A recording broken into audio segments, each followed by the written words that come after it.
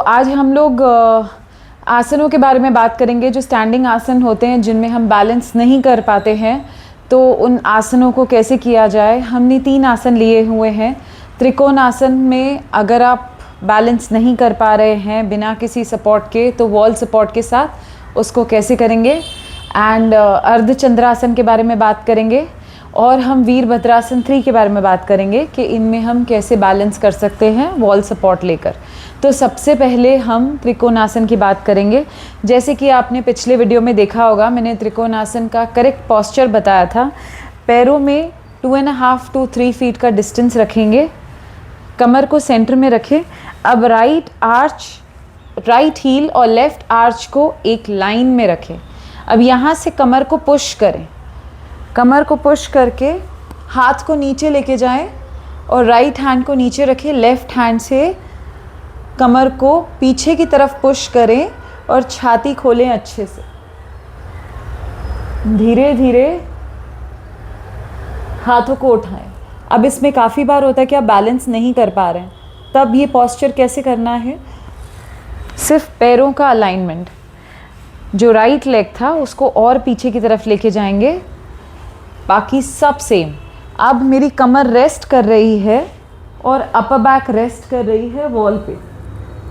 इस तरीके से हम पोस्चर में स्थिर रहेंगे और बेसिक तरीके से पोस्चर को सीखेंगे। अब पूरा वज़न पीछे वाले हील पे डालेंगे। इस तरीके से आप त्रिकोणासन करेंगे। अब हम दूसरे आसन की बात करते हैं, अर्धचंद्रासन के बारे में। पैरों का अलाइनमेंट बिल्कुल सेम रखना है। हाथ को नीचे लेके जाएंगे, लेफ्ट हैंड को ऊपर की तरफ। अब धीरे धीरे पूरा वज़न वॉल की तरफ डालें। अब आगे वाले पैर को, आगे वाले घुटने को थोड़ा सा बेंड कर दें और यहाँ पर लेफ़्ट लेग को उठा दें। तो मेरा जो लेफ़्ट काफ है, लेफ़्ट हिप है, वो वॉल की तरफ चिपकने की कोशिश कर रहा है, वॉल का सपोर्ट लेने की कोशिश कर रहा है। मीनवाइल मैंने आगे वाले घुटने को सीधा कर दिया है। इसका एक और तरीका है, जब आप वॉल की तरफ जाएंगे एक हाथ कमर पर रखें, धीरे धीरे उठाएं। पहले अपर बैक को, पूरा पीठ को दीवार पर चिपका दें, सर को भी चिपका दें। अब हाथ उठाएं, ये थोड़ा और आसान हो जाएगा, पोस्चर में स्थिर रह पाएंगे। पीछे वाले पैर को अच्छे से ऊपर करें, एक सींग में लेकर आएं। कमर से पैर तक एक सींग बननी चाहिए। इस तरीके से हम अर्धचंद्रासन को करेंगे। अब हमारा थर्ड पोस्चर है वीरभद्रासन 3। इसको करने के अगेन 2 तरीके हैं।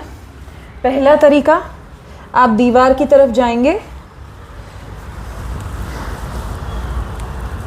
हिप से पीछे की तरफ पुश करेंगे। पैरों को एक लाइन में रखें, हाथों को शोल्डर के अलाइनमेंट में रखें। अब धीरे धीरे एक पैर उठाएं। जो कमर टिल्ट हो रही है राइट साइड, मैंने लेफ़्ट लेग उठाया है। अगर कमर राइट साइड टिल्ट हो रही है तो उसे सेंटर में ले आएं। पोस्चर को स्थिर रखें। हो सके तो सर दोनों हाथों के बीच में एक अलाइनमेंट में आएगा, मतलब आपको ऊपर की तरफ देखना है दोनों हाथों के बीच में। और धीरे धीरे पीछे वाले पैर को उठाएं। इसमें हील और हिप एक लाइन में रखना है, तब जाके आप इस पोस्चर में स्टेबल रह पाएंगे और वो सही पोस्चर है। अगर आप इसको इस तरीके से करेंगे तो ये वीरभद्रासन 3 नहीं हुआ। हील एंड हिप एक लाइन में रुकेगा। इसको करने का दूसरा तरीका, वॉल सपोर्ट ले लें, लेफ्ट लेग को पीछे की तरफ ले जाएं धीरे धीरे, और जो राइट शोल्डर है उसे वॉल की तरफ ले जाएं। आप पैर उठाएं। मेरा राइट साइड पूरा वॉल सपोर्ट लेकर खड़ा है। यहाँ एक हाथ नीचे पीछे की तरफ और एक हाथ दीवार के सपोर्ट पे। ये इसका दूसरा तरीका था। ये हुआ वीरभद्रासन 3। इनिशियली वॉल सपोर्ट लेकर सबसे पहले पोस्चर को करेक्ट करें। जब आपको लगता है अब पोस्चर ठीक हो चुका है, आप इसमें स्टेबल रह पा रहे हैं, then you can do it without that wall support. I hope this information helps. Thank you so much for watching the video till the end.